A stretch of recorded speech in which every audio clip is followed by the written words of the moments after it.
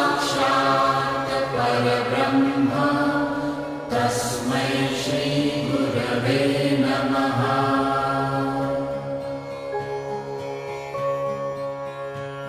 गुरुर्ब्रह्मा गुरुर्विष्णु गुरुर्देवो महेश्वरा गुरुसाक्षात् परब्रह्म तस्मै श्री गुरवे नमः।